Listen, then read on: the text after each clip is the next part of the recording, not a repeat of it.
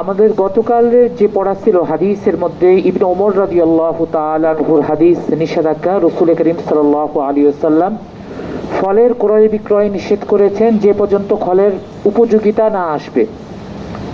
রাসূল করিম সাল্লাল্লাহু আলাইহি ওয়াসাল্লাম গুরুত্ব আরোপ করার জন্য বিক্রেতাকেও নিষেধ করেছেন, ক্রেতাকেও নিষেধ করেছেন যেন এরকম ফল ফলাদি ক্রয় বিক্রয় না করে থাকে। তো এই হাদিসের আলোকে আমরা ফল ফলাদি যে বিক্রি হয়, ফল ফলাদি সুরত প্রকাশ করতে যে আমরা জেনেছি তিনটা সুরত হতে পারে। প্রথমত ফল আসার পূর্বেই কবলা জুহুর, ফলের এখনো প্রকাশ হয়নি, গাছের মধ্যে ফল দেখাই দেয়নি, এই সময় এটা কি বিক্রি করে দেওয়া, এটা বিল ইত্তেফাক নাজায়েজ। কারণ এটা বাইয়ে মাদুম হচ্ছে, যে জিনিস নাই তোমার সেই জিনিসকে তুমি বিক্রি করে দিচ্ছ। ফল তো এখন আসেই নাই, না আসারও সম্ভাবনা রয়েছে, সেই হিসাবে এটা তো বিক্রি করার সুযোগ নাই। তাই বাইয়ে মাদুম একটা সুরত, বিল ইত্তেফাক এটা জায়েজ নেই। 2 নম্বর সুরত ছিল বাদা জুহুর কবলা বাদভিস সেলা, ফল প্রকাশিত হয়েছে কিন্তু এখনো পরিপক্কতা আসে নাই। বাদভিস সেলার অর্থ ইমাম শাফি রাহিমাহুল্লাহ আলাইহি কিংবা আইম্মা সালাতের নিকট ফলের মধ্যে রং আসা, মিষ্টতা আসা কিংবা পরিপূর্ণ হওয়ার, পূর্ণতা পাওয়ার আলামত প্রকাশিত হওয়া। আর ইমাম আবু হানিফা রাহিমাহুল্লাহ আলাইহির মতে বাদভিস সেলার অর্থ হলো সাধারণ যে প্রাকৃতিক দুর্যোগ থাকে, যেগুলো ঝড় বাতাসে ফলটা পড়ে যায়, এই থেকে উত্তোলন হয়ে আরেকটু পোক্ত হওয়া। অনেক ফল হয়, অনেক আমের মুকুল আসে অনেক, কিন্তু সব ঝরে যায়, অল্প কিছু থাকে। এই ঝরে যাওয়ার পরের অবস্থা যখন আর পড়বে না, সেটাকে বাদভিস সেলা এখন বলা হয়। বাদা জুহুর কবলা বাদভিস সেলা, বাদভিস সেলা এখনো আসে নাই। এখানে 3 ভাবে ফল ক্রয় বিক্রয় হতে পারে। 1 নম্বর হলো বিশর্তিল কতই, এখনই কেটে নিবে। 2 নম্বর হলো বিশর্তির তর্কি, গাছের মধ্যে রেখে দিবে। 3 নম্বর হলো মুতলাকান, কোনো শর্ত আরোপ করা নেই, ফলটা কি কেটে নিবে নাকি গাছে রেখে দিবে। এটা কোন সুরতের কথা বলছিলাম? বাদা জুহুর, ফল গাছে আসছে, কবলা বাদভিস সেলা, কিন্তু এখনো ফল পরিপক্কতা আসেনি। এটা 3 সুরতের কথা বলছিলাম। এই 3 সুরত যদি বলা হয় ফল পরিপক্কতা আসে নাই কিন্তু ফল দেখা দিচ্ছে, বিশর্তিল কতই, কেটে নিবে, বিল ইত্তেফাক এটা কি আছে? জায়েজ আছে। যদি বলা হয় বিশর্তির তর্কি, ফলটা গাছের মধ্যে রেখে দেওয়ার শর্তে বিক্রি করা, বিল ইত্তেফাক এটা জায়েজ নেই। আর রইল মুতলাকান, ক্রয় বিক্রয়ের সময় কোনো শর্ত আরোপ হলো না, ফলটা কি কেটে নেবে নাকি ফলটা গাছে রেখে দিবে, এরকম কোনো শর্ত আরোপ করা হয়নি। এরকম ইখতিলাফ এরকম সুরতে আইম্মা সালাসা রাহিমাহুল্লাহ আলাইহির মতে এটা নাজায়েজ, এটা হলো কি নাজায়েজ। আর ইমাম আবু হানিফা রাহিমাহুল্লাহ আলাইহির মতে মুতলক ভাবে যদি বলা হয় ক্রয় বিক্রয় করা হয় তাহলে এটা হলো জায়েজ। তাহলে এটা 3 সুরতে, কেটে নেওয়ার শর্তে বিল ইত্তেফাক জায়েজ, রেখে দেওয়ার শর্তে বিল ইত্তেফাক নাজায়েজ। মুতলক যদি বলা হয় আইম্মা সালাসা রাহিমাহুল্লাহ আলাইহির নিকট এটা নাজায়েজ, ইমাম আবু হানিফা রাহিমাহুল্লাহর নিকট এটা জায়েজ। ইমাম আবু হানিফা এই সুরতকে বিশর্তিল কতই সুরতের উপর হামল করে। যদিও আলোচনা করা হয় নাই, কিন্তু ক্রয় বিক্রয় সাধারণভাবে কোনোই শর্ত আরোপ করা হয় নাই। ক্রয় বিক্রয় হওয়া মানে এখন এই বিক্রিত মাল ক্রেতা বিক্রেতার কাছ থেকে এখন কেটে নিবে, এরকমই বোঝায়, যদিও আলাপ হয় না। এখনই কেটে নিবে এই শর্ত করে বিক্রি করা যেমন জায়েজ, মুতলক ভাবে রাখলে এটাও জায়েজ হবে। এটা হলো ইমাম আবু হানিফা রাহিমাহুর কথা। এই সুরতগুলি গেল। তারপরে রইল হলো বাদভিস সেলা, ফলের পরিপক্কতা আসার পরবর্তীতে বিক্রি করা। ফল চলে আসছে গাছে, পরিপক্ক হয়েছে, এই অবস্থায় মানে পাক খাওয়ার উপযোগী হয় না, এখনই খাবে না আর পরে কাটবে, কিন্তু এই অবস্থায় বিক্রি করার নিয়ম কি? এটা এখানেও 3টা সুরত, বিশর্তির তর্ক, বিশর্তিল কত আর মুতলক। আইম্মা সালাসা রাহিমাহুল্লাহ আলাইহির মতে বিল ইত্তেফাক 3 সুরতে জায়েজ আছে, বিল ইত্তেফাক। এখনই কেটে নেওয়ার শর্তে বিক্রি করুক, অথবা রেখে দেওয়ার শর্তে বিক্রি করুক, কিংবা কোনো শর্ত আরোপ ছাড়াই বিক্রি করুক। বাদা বাদভিস সেলা, বদভি সেলা মানে ফলের উপযোগিতা প্রকাশিত হওয়ার পর যে কোনো সুরতেই বিক্রি করুক না কেন, আইম্মা সালাসা রাহিমাহুল্লাহর নিকট এটা কি আছে? জায়েজ আছে। রইল ইমাম আবু হানিফা। ইমাম আবু হানিফা কবলা বদভি সেলা ও বিশর্তিল কত জায়েজ বলছিলেন নাকি না জায়েজ বলছিলেন? বিশর্তিল কতি কবলে বদভি সেলা কি বলছেন?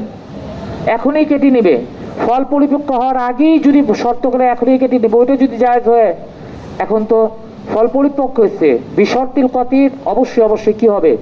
জায়েজ হবে। এরপর হলো বিশর্তির তর্কি, বিশর্তিল শর্তে মুতলাকান, এটাও যদি বলে ওইটার উপর কিয়াস করে এটা কি আছে? জায়েজ হবে। কিন্তু যদি বিশর্তির তর্কি রাখার সুরতে কি বলা হয়? ক্রয় বিক্রয় হয়, ইমাম আবু হানিফা রাহিমাহুল্লাহর নিকট রাখার সুরতে এটা কি হবে না? জায়েজ হবে না। এই সুরতগুলো আমাদের খেয়াল করতে হবে, মানে মনে রাখতে হবে। এই পুরা বিশ্লেষণ তোমাদের মাথাতে এখনো ঢুকে না, ওইভাবে যখন পড়বা তখন দেখবা ইমাম আবু হানিফা রাহিমাহুল্লাহর নিকট বিল ইত্তেফাক বিশর্তির তর্কে যদি হয় তাহলে এটা কি হবে না? জায়েজ হবে না, জায়েজ হবে না। সেটা কবলা বদভি সেলা হোক অথবা বাদা বদভি সেলা হোক, যদি গাছে রেখে দিবে এই শর্তে বিক্রি করা হয় তাহলে এটা জায়েজ হবেই না ইমাম আবু হানিফা রাহিমাহুল্লাহর নিকট। অপরদিকে আইম্মা সালাসা রাহিমাহুল্লাহর নিকট দেখো তারা বাদা বদভি সেলার পর যে কোনো সুরতে কি আছে? জায়েজ আছে। তারা দলিল দেন কিন্তু এই হাদিসে কি বলছেন? আন ইবনে ওমর রাদিয়াল্লাহু তাআলা আন্না রাসূলুল্লাহ সাল্লাল্লাহু আলাইহি ওয়াসাল্লাম নাহা আন বাইই সিমার হাত্তা ইয়াবদু আস-সালাফুহা, বদভি সেলার পূর্বে বিক্রি করা জায়েজ নাই। মফহুমে মুখালাফ তোমরা বুঝো? মফহুমে মুখালাফ একটা বিষয় আছে না, এখানে বলছে বদভি সেলার পূর্বে জায়েজ নাই, এর অর্থ কি? মফহুমে মুখালাফ মানে কি? পরে জায়েজ হবে।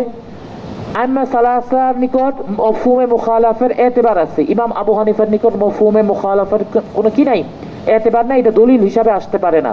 কিন্তু আইম্মা সালাসা এটাকে দলিল হিসাবে গণ্য করেন, সেই এই হাদিস দ্বারা দলিল দেন। এখানে যেহেতু বলছে ফল বদভি সেলার পূর্বে বিক্রি করা জায়েজ নাই, অতএব বদভি সেলার পরে মফহুমে মুখালাফ দ্বারা বোঝা যায় এটা কি হবে? জায়েজ হবে। সেই হিসাবে তিনও সুরতে বদভি সেলা হয়ে গেলে তিনও সুরতে বিশর্তির কতই বিশর্তির তর্কি মুতলাকান তিনও সুরতে জায়েজ।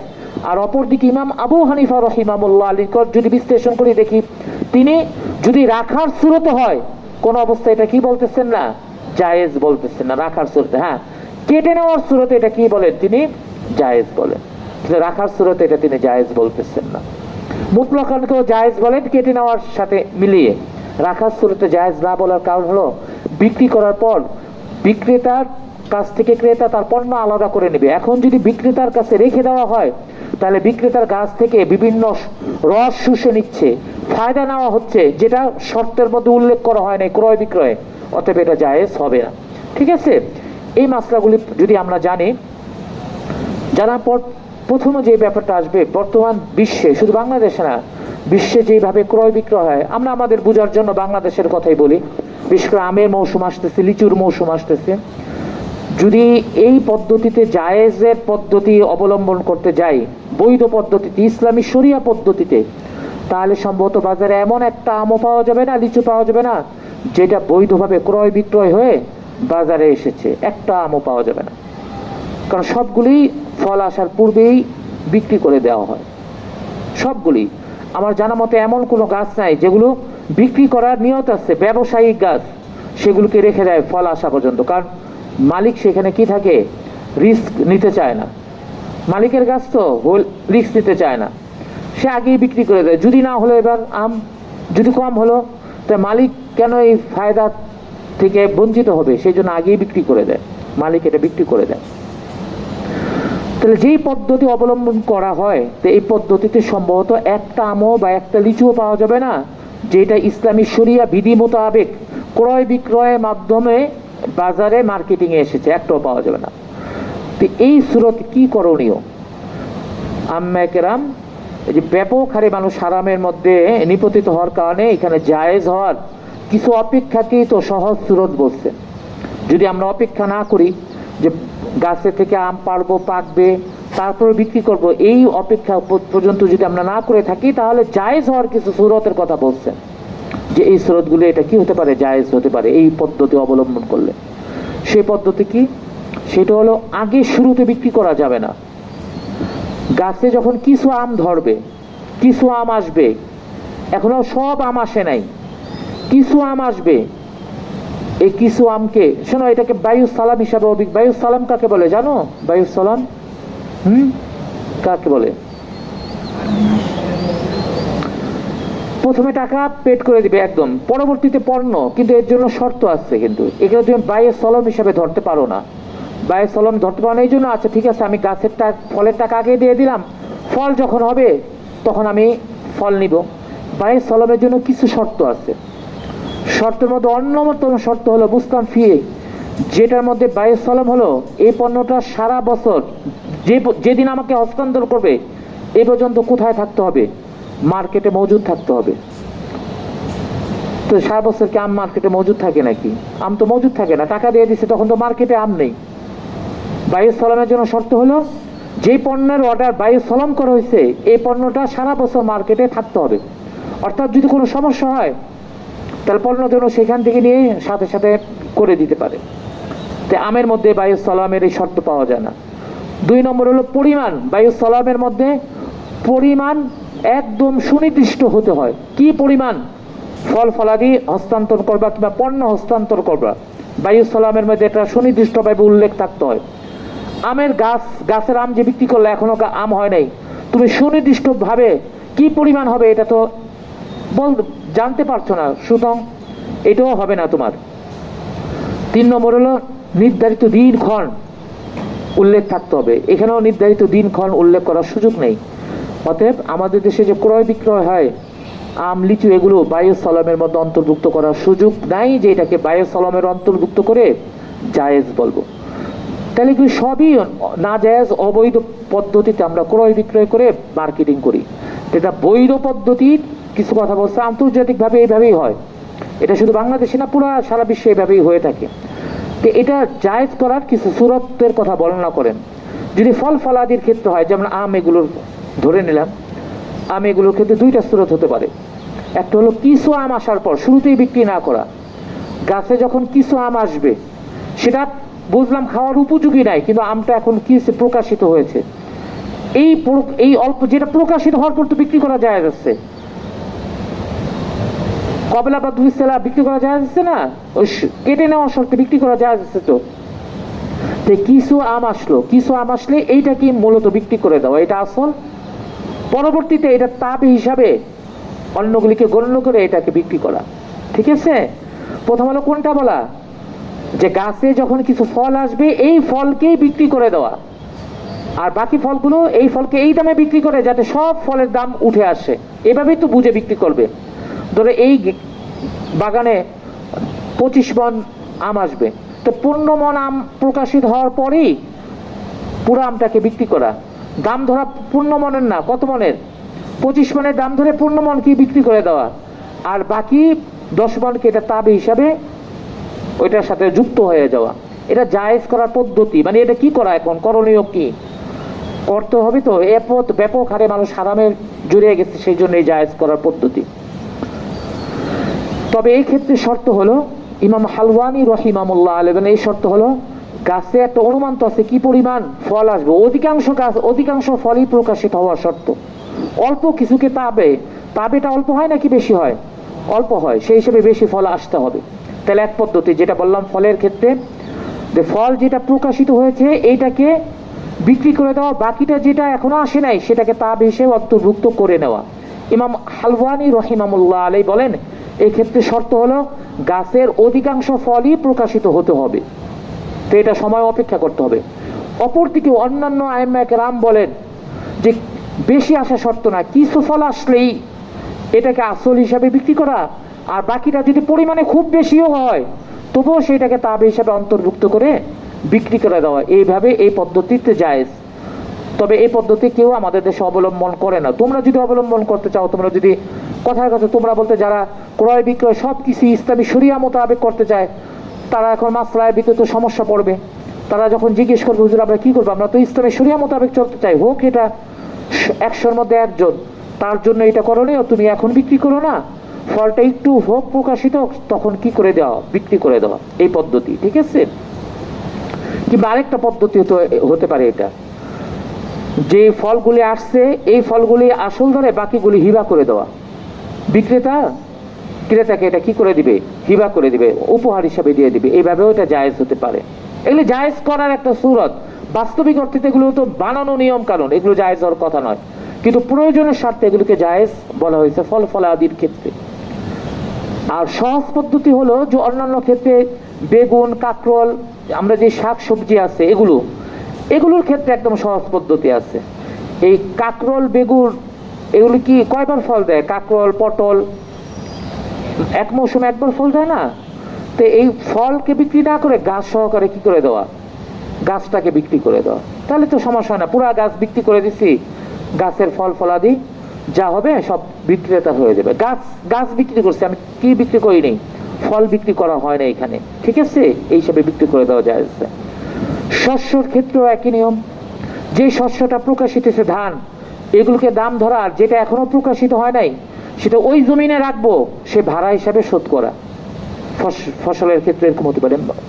বুঝতে পারছো? ধরো ধান মাত্র আসছে, সব ধান এখনো আসে নাই, এখানে ধরো 25 মণ ধান আসছে, তো 25 মণ ধানকে দাম ধরা, আরো ধরো 15 মণ ধান এখানে হবে, তো এই জমিনে এই ধানটা আমি রেখে দিব, তার জমিনের ভাড়া নিতে হবে না, বাকি 15 মণের ধান ভাড়া হিসাবে তাকে শোধ করা।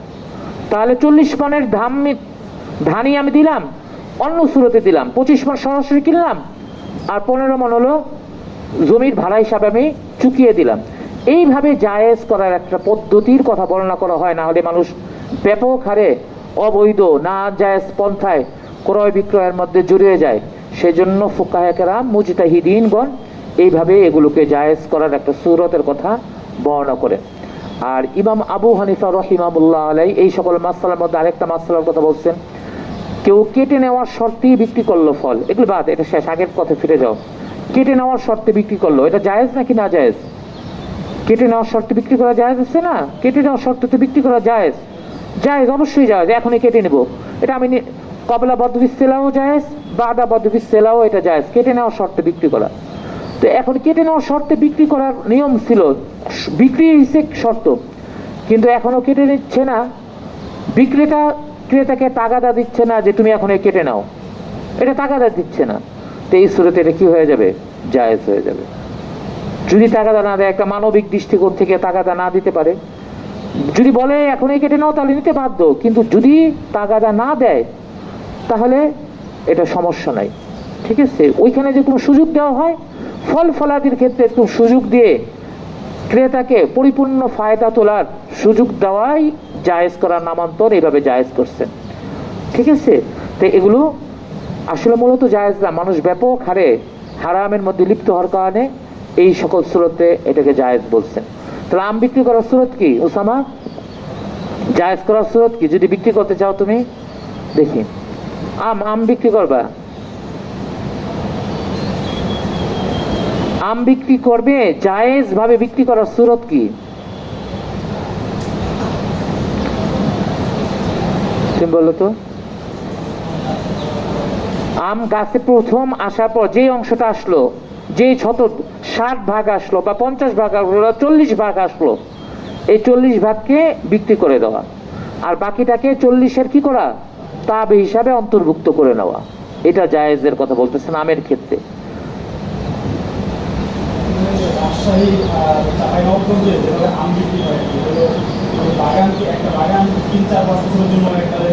হ্যাঁ, এটা সুরত তোমাদের আসতেছে, হ্যাঁ, বায়ুসিনিন, এটাও না জায়েজ বলছে সুস্পষ্ট ভাবে। ইজারা দিতে পারে, জমিন ইজারা দিতে পারে, জমিন ইজারা দেওয়ার পর ওই ইজারার ক্ষেত্রে যে গাছগুলি আসে গাছেরও ফায়দা তুলবে, এইভাবে জমি নেওয়া দিতে পারে। জমিন ইজারা নেবা, সেখানে ফল অন্যান্য জিনিস চাষাবাদ করার জন্য নিবা, এর ভিতরে আম গাছেরও পরিচর্যা করবা, সেই হিসাবে তুমি আম খেতে পারো যদি মালিক আপত্তি না করে। কিন্তু এই যেভাবে আমরা বিক্রি করি না রাজশাহীতে, 3 বছর 4 বছর 5 বছরের জন্য বিক্রি করে দেওয়া, এটা আসবে তোমাদের আলাদা শিরোনামে, এটা জায়েজ নেই। হ্যাঁ হ্যাঁ, বাগানটা নিলাম, কিন্তু বাগানে কি করার জন্য নিবা? বাগানে একটা অন্য কিছু মূল উদ্দেশ্য থাকবে। ওইটা কোনো বাগানে এমন জায়গা থাকতে হবে যেখানে অন্যান্য চাষাবাদ করতে পারবা, যেমন মরিচ গাছ লাগাতে পারবা, কথার কথা। তো এইটা পরিচর্যা করলা, মূল এইটা পরিচর্যা করলা, সাথে আম গাছের একটু পরিচর্যা করে আমের ফলটা তাব হিসাবে খেলা। কিন্তু যদি বাগান তো এরকম সুযোগ থাকে না, আম গাছের নিচে অন্য কিছু হবেও না, ঠিক আছে? যে পদ্ধতিতে নেই 5 বছরে যদি ইজারা নিয়ে আমি কি করবো, একটা লক্ষ্য থাকে না, ইজারার লক্ষ্যটা এখানে নাই। এই ইজারা নিয়ে আমার এটা দ্বারা ফায়দা তুলতে হবে, আমার নিজের উৎপাদিত কিছু নিতে হবে, আমি উৎপাদন করবো হয়তো বা মরিচ কিংবা ধান খেত বা অন্য কিছু করতে হবে। যদি করি তাহলে ওইটা হবে মূল, আর আম গাছটা হবে আমার তাবে, যেটা হলো পরিচর্যা করতেছি। কিন্তু আসলে তো আমরা ইজারা নিয়ে ওইখানে অন্য কোনো উদ্দেশ্য না, উদ্দেশ্য নেই কোনটার জন্য, আমের জন্যই। ওই পদ্ধতি ইসলাম বলে জায়েজ বলে না। কারণ ওই যে তুমি 5 বছরের জন্য ভাড়া নাও, মূল উদ্দেশ্য তো আম, ওটা তো মাদুম জিনিসকে কি করা হলো, যেটা অনিশ্চিত, এটা তুমি ক্ষতিগ্রস্ত হতে পারো, আবার খুবই লাভবান হতে পারো। ইসলামের খুব অনিশ্চিত কিংবা যেখানে মানে লটারির মতো ব্যাপার সেবার থাকে, সেগুলোর অনুমোদন দেয় না, যাতে মানুষ ফতুর না হয়ে যায়। মানুষ তো ফতুর হয়, জানো তো, এগুলোতে একদম পুরো ফতুর হয়, ব্যবসা একদম ফতুর হয়ে যেতে পারে অনেক সময়। ইসলামের মানে মধ্যম পন্থা অবলম্বন করে সকল ক্ষেত্রে। তো সুরত শুধু ওইটাই, যেটা একটু আগে বললাম, যে ফল আসার পর প্রতি বছরই একাধারে কয়েক বছরের জন্য বিক্রি করার সুযোগ নাই। এখানে প্রতি বছর না হলে যখন ফল আসবে তখন অনুমান করে পুরাটা কি করে দেওয়া, বিক্রি করে দেওয়া, এইভাবে ছাড়া অন্যটা জানি না। পরে যদি জানি তাহলে বলবো না, ওইভাবে কোনো সুরত যদি থাকে। পড়ো একজন জোরে পড়ো।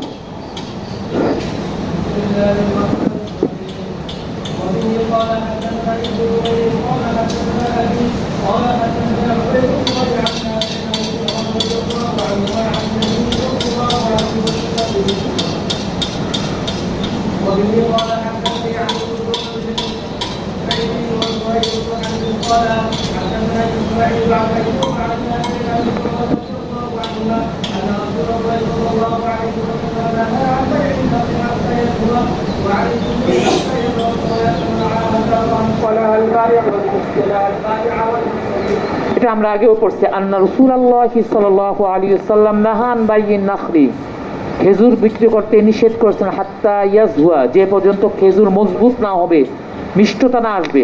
ওয়ানি সুম্বুলি, গম বিক্রি করতে নিষেধ করেছেন, শস্য বিক্রি করতে নিষেধ করেছেন, হাত্তা ইয়াবগা, যে পর্যন্ত যেটা সাদা না হবে, মানে পরিপক্কতার দিকে না যাবে। ওয়া মানাল আহাতা, বিভিন্ন প্রাকৃতিক দুর্যোগ থেকে, ঝরে পড়ার থেকে নিরাপদ না হবে। ও নাহাল বাইআ ওয়াল মুশতারি, রাসূল করিম সাল্লাল্লাহু আলাইহি ওয়াসাল্লাম এটা গুরুত্ব আরোপ করতে যে মুতলক ভাবে বলে নাই, সুনির্দিষ্টভাবে ক্রেতাকেও নিষেধ করেছেন, বিক্রেতাকেও নিষেধ করেছেন। পড়ো। وبه قال حدثني زهير بن حرب قال حدثنا جرير عن يحيى بن سعيد عن نافع عن ابن عمر رضي الله عنهما قال قال رسول الله صلى الله عليه وسلم। এই হাদিসটা আবার ইমাম শাফি রাহিমাহুল্লাহ আলাইহির বদভি সেলার ক্ষেত্রে দলিল, আমাদেরও দলিল আছে, ইমাম শাফি রাহিমাহুল্লাহর দলিলও। আসলে মূলত একটাই কথা, যখন পরিপক্কতা, যখন শক্ত হয়, গোড়া মজবুত হয়, এর পরের অংশেই পরিপক্কতার দিকে এগোতে থাকে ফল। লা তাবতাউ সামারা হাত্তা ইয়াবদুয়া সালাহুহু, যে পর্যন্ত খাওয়ার উপযোগিতা প্রকাশিত না হয় তার আগে তোমরা ফল ফলাদি বিক্রি করো না।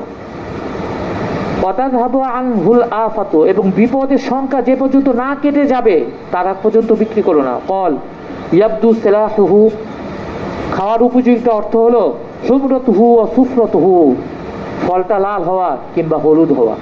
এটা হলো ইমাম শাফি রাহিমাহুল্লাহ আলাইহির দলিল। পড়ো।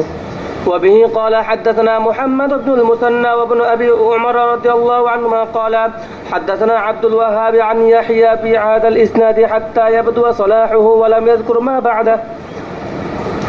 وبه قال حدثنا ابن رافع قال حدثنا ابن أبي فديك قال أخبرنا الضحاك عن نافع عن ابن عمر رضي الله عنهما عن النبي صلى الله عليه وسلم بمثل حديث عبد الوهاب. وبه قال حدثنا سويد بن سعيد قال حدثنا حفص بن ميسرة قال حدثني موسى بن عقبة عن نافع عن ابن عمر رضي الله عنهما عن النبي صلى الله عليه وسلم بمثل حديث مالك وعبيد الله. وبه قال حدثنا يحيى بن يحيى ويحيى بن أيوب وقتيبة وابن حجر قال يحيى بن يحيى قال أخبرنا وقال الآخرون حدثنا إسماعيل وابن جعفر عن عبد الله بن دينار أنه سمع ابن عمر رضي الله عنهما قال قال رسول الله صلى الله عليه وسلم لا تبيع الثمر حتى يبدو صلاحه. وبه قال حدثني زهير بن حرب قال حدثنا عبد الرحمن عن سفيان قال وحدثنا ابن المثنى قال حدثنا محمد بن جعفر قال حدثنا شعبة كلاهما عن عبد الله بن دينار بهذا الإسناد وزاد في حديث شعبة فقيل ابن عمر رضي الله عنهما ما صلاحها قال تذهب عاهته. এটা হলো আমাদের দলিল। একদম সৃষ্ট অবস্থা যদি বদবি সেলার অর্থ কি, সেলার অর্থ কি? ক্বালা তাযহাবু আহাতুহু, তার বিপদকালীন সময় অতিক্রান্ত হওয়া, বিপদকালীন সময়টা অতিক্রান্ত হওয়া, ঝরে পড়ার সংখ্যা যে সময়টা থাকে এগুলো অতিক্রান্ত হয় বদু সেলা। পড়ো। وبه قال حدثنا يحيى بن يحيى قال أخبرنا أبو خيثمة عن أبي الزبير عن جابر رضي الله عنه قال وحدثنا أحمد بن يونس قال حدثنا زهير قال حدثنا أبو الزبير عن جابر رضي الله عنه قال نهانا رسول الله صلى الله عليه وسلم عن بيع الثمر حتى يطيب. وبه قال حدثنا أحمد بن عثمان النوفلي قال حدثنا أبو عاصم قال وحدثني محمد بن حاتم واللفظ له قال حدثنا روح قال حدثنا زكريا بن إسحاق قال حدثنا عمرو بن دينار أنه سمع جابر بن عبد الله رضي الله عنهما يقول نهى رسول الله صلى الله عليه وسلم عن بيع الثمر حتى يبدو صلاحه. وبه قال حدثنا محمد بن المثنى وابن بشار قال حدثنا محمد بن جعفر قال حدثنا شعبة عن عمرو بن مرة عن أبي البختري قال سألت ابن عمر رضي الله عنهما عن بيع النخل فقال ابن عباس رضي الله تعالى عن بيع النخل, খেজুর ক্রয় বিক্রয়ের সম্পর্কে আমি জিজ্ঞেস করলাম এটা গাছে রেখে কি বিক্রি করা যাবে, কিংবা খেজুরের পরিপক্কতা আসেনি এই সময় কি বিক্রি করা যাবে, কোন সূরতে বিক্রি করার সুযোগ আছে কি, মুতলক ভাবে বিক্রি করার সুযোগ আছে কিনা। তখন ইবনে আব্বাস রাদিয়াল্লাহু তাআলা فقال নাহা রাসূলুল্লাহ সাল্লাল্লাহু আলাইহি ওয়াসাল্লাম আন বাই'in নাখলি, রাসূল করিম সাল্লাল্লাহু আলাইহি ওয়াসাল্লাম একটা হাদিস বর্ণনা করলেন সুস্পষ্টভাবে খেজুর বিক্রি করতে নিষেধ করেছেন হাত্তা ইয়াকুলা মিনহু, যে পর্যন্ত সেখান থেকে মানুষ খেজুর না খাবে, মানে খেজুর খাওয়ার উপযোগিতা না আসবে, আর ইউকালু মিনহু, কিংবা সেখান থেকে খেজুর খাওয়ানো না হবে, নিজেরা খাবে অথবা অন্যদের কাছে পেশ করা হবে, তার আগ পর্যন্ত রাসূল করিম সাল্লাল্লাহু আলাইহি ওয়াসাল্লাম নিষেধ করছেন। ওয়া হাত্তা ইউসান, এবং গাছে রেখে বিক্রি করার সুযোগ নাই, বরঞ্চ এটাকে ওজন দিয়ে মেপে বিক্রি করতে হবে। এটা খেজুরের ক্ষেত্রে এক নিয়ম, অন্যান্য ফলের ক্ষেত্রে ভিন্ন নিয়ম। ক্বাল ফাকুলতু মা ইউসানু ফাকাল রাজুলুন ইনদাহু হাত্তা ইউসান, তবে এখানে ওজন দেওয়ার অর্থ আবার ব্যাখ্যায় আবার গাছে রেখেই বিক্রি করার সুযোগ আছে এটা বোঝা যায়। গাছে রেখে তো ওজন দিতে পারবে না, ভবিষ্যতে ওজন দিতে পারে এটা ঠিক নাই। ভবিষ্যতে যে মেশিন আবিষ্কার হচ্ছে দিনে দিনে, স্পিড যদি গতিকে মাপতে পারে, একটা জিনিস কত গতিতে যাচ্ছে এটা যদি মাপতে পারে, ওইখানে পাল্লায় না উঠে দূরের থেকে, তো খেজুর মাপবে বা ফল ফলাদি গাছে রেখে মাপবে, এটা অসম্ভব কিছু না, বঞ্চ মনে হয় একদম খুব সহজ একটা প্রযুক্তি। মানে এই যে গাড়ি যে মামলা হয়ে যায় না এখন, গাড়ির স্পিড যেটা তোমার 25 কিলোমিটার যাও ওইখান দিয়ে চলে গেছো, তুমি জানো না, রাত্রেবেলা তোমার মোবাইলে একটা মামলার নোটিশ চলে আসছে, এটা বাংলাদেশেই এখন হচ্ছে, আগে তো বিদেশ হতো, এখন বাংলাদেশে ওই এলাকায় আমি কত 25 অতিক্রম করছি, ওই অটোমেটিকলি ভিডিও মামলা বলে, এগুলি ভিডিও মামলা হয়ে গেছে। তো এগুলো যদি সম্ভব হয়, কত গতিতে যাচ্ছে একটা মেশিন দ্বারা, বাইরে যেটা সামনে ধরানো, দূরের থেকে শুধু ফোকাস আসতেই চলবে, ওই ক্যামেরার মধ্যে থাকলেই চলবে, তাহলেই মাপা হয়ে যাবে, তাহলে এগুলো তো অসম্ভব কিছু না। কিন্তু এখনো তো এগুলো মাপা হয় না ওইভাবে। গাছে খেজুর রেখে কিভাবে বিক্রি করবে এটা ব্যাখ্যা তিনি বলছেন, কল ফাকুলতু ওয়া মা ইউসানু, গাছে খেজুর রেখে বিক্রি করার পদ্ধতি কি, ওজন দিবে কিভাবে। ফাকাল রাজুলুন ইনদাহু, তখন বললেন এই সকল ব্যাপারে কত মন হতে পারে না হতে পারে সবাই না পারলেও কেউ কেউ অভিজ্ঞ, কেউ কেউ অভিজ্ঞতা চায়, হাত্তা ইউসারা, শেষ পর্যন্ত সে অনুমান ওইখানে করে নিয়ে যেটা বলবে সেটাকেই ধরা হবে। পড়ো। وبه قال حدثني أبو كريب محمد بن العلاء قال حدثنا محمد بن بدر আশেপাশে ওই ছেলে ওকে মধ্যজন কই, তুমি ওই মধ্যে বসলে ও উঠাতে পারবে। আচ্ছা যাক, শেষ ক্লাস, পরের ঘন্টার মধ্যে বসো, হ্যাঁ, একজন যে থাকবে বিনা বেতনে তোমার চাকরি করবে। পড়ো।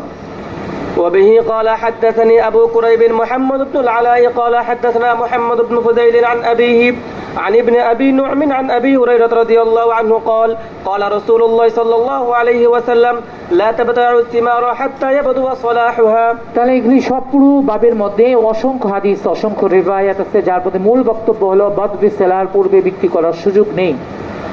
তো আমরা এগুলি বিভিন্ন সুরত বের করে আইমায়ে মুজতাহিদিনগণ যে সুরতগুলি জায়েজ বলছেন সেই তরিকা অবলম্বন করার প্রচেষ্টা চালানোর চেষ্টা করা। বিপরীতে যে কোনোভাবেই বর্তমান বিশ্বে যে ক্রয় বিক্রয় হয়ে গেলো এগুলি তো কোনোভাবেই এই সুরতের সাথে মিলে না, সেই জন্য আমভাবে যেন আম বালোয়া হয়ে যাওয়ার কারণে মানুষ যেন পুরোপুরি নাজায়েজ কর্মকাণ্ডের সাথে যুক্ত না হয়ে পড়ে, সেই জন্য যে পদ্ধতির কথা বলছে, মানে কিছু ফল আসার পর বিক্রি করা, বাকিটাকে তাব হিসাবে অন্তর্ভুক্ত করা, কিংবা বাকিটাকে হিবা করে দেওয়া, বিক্রেতার পক্ষ থেকে ক্রেতাকে হিবা করে দেওয়া, এই সুরতগুলি ফল ফলাদির ক্ষেত্রে জায়েজ হবে। আর অন্যান্য টমেটো, সবজি এগুলোর ক্ষেত্রে তো সহজ, পুরা গাছকে ক্রয় করে নেওয়া। কি বলবা?